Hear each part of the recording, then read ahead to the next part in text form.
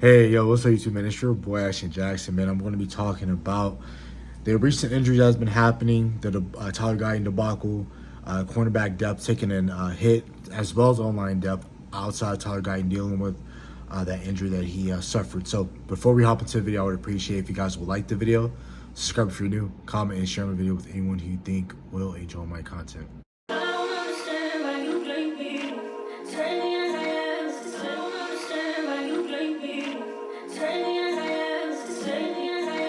To it, man.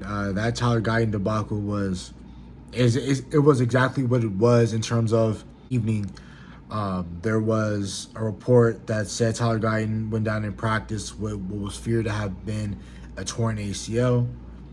Then later on that night, Brian Barnes and Boston Barr, they did their podcast, and they were saying how, from Brian's sources, it was saying that it wasn't as bad as it's initially determined, and that it just ended up being a bone fracture and a sprained knee, and it's going to take a 4 to 6 week recovery period. It's better than what was initially reported, because I had a whole different mindset in terms of, like, you know, just his development. Like, he was having a really good offseason OTAs, and if he tore in his ACL, that would take a huge blow to his development process, you know. But thank God, you know, everything's intact for his ACL and everything like that.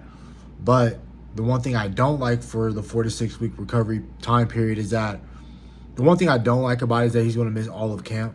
So by the time he is eligible or ready to play, it will be the start of the season. It will be at, you know, hopeful thinking, wishful thinking, he'll be ready September 4th, opening night versus the, you know, Philadelphia Eagles. But for sure, he should be ready by the time we play the New York Giants week 2. So that's the one thing I don't like, is that he's going to miss all of camp. And, you know, he possibly could have went up against, you know, Byron Young from the Los Angeles Rams or Jared Verse, and we could have seen what an improved Tyler Guyton would have looked like versus Jared Verse.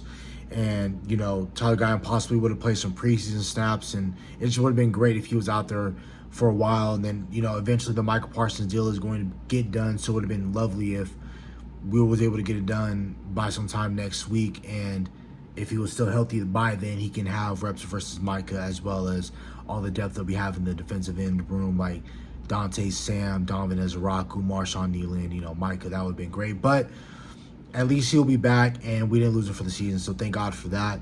And then we dealt with another injury. Offensive line Rob Jones broke a bone in his neck and is expected to be out for at least 2 to 3 months. It's your depth as well. Your backup swing offensive lineman type depth, like where you can play your right tackle with Rob Jones, or he's really mainly just a right side player, Rob Jones is. So if you would have kept him around, he would have been solid for you. So that's, you know, 2 possible starters. Definitely one definite starter and another definite swing guy definitely hurt for you. So Dallas has to figure that out for sure. And, you know, I think we're going to be fine when it comes to left tackle spot when we do open up and kick off versus the Philadelphia Eagles. I think either Akeem Adeniji or Nate Thomas will suffice for you week 1 if one of those guys have to play for you. What's going to hurt you the most, and that is cornerback Kalen Carson suffering a hyperextended knee on Sunday, which will keep him out for basically a month. 1 month to 2 months is going to keep him out. And again, Kalen Carson was looking to improve upon his first year, and it sucks that both guys that had rocky first years in Tyler Guyton and Kalen Carson are going to end up missing a bulk. Well, Kalen Carson is going to miss at least a month to 2 months, but they're missing time when you're needing them to develop and you're needing them to improve upon what they did last year. It really sucks. But what this says for me about the cornerback depth is, again, we really need cornerback help. And that corresponding move, once we did find out that Kevin Carson was injured, we decided to sign former Ravens cornerback Christian Matthew and waived wide receiver Kelvin Harmon.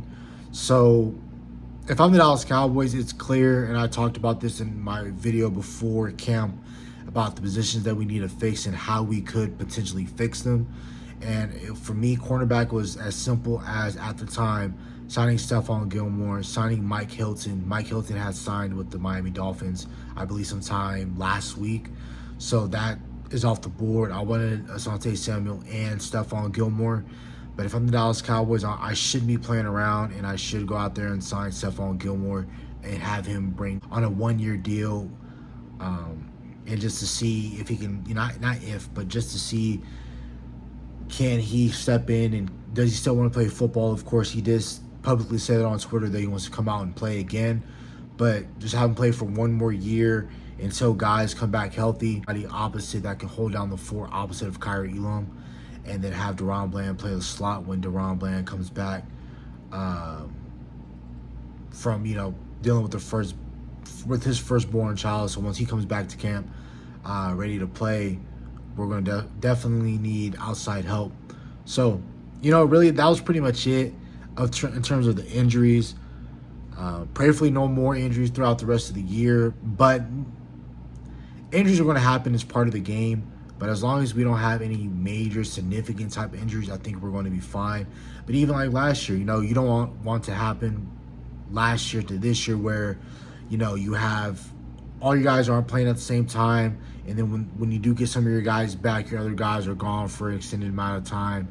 And you can never get on the same page. So prayerfully that doesn't happen to us this year. But man, the writing's on the wall in terms of cornerback depth. I'm not confident in it at all.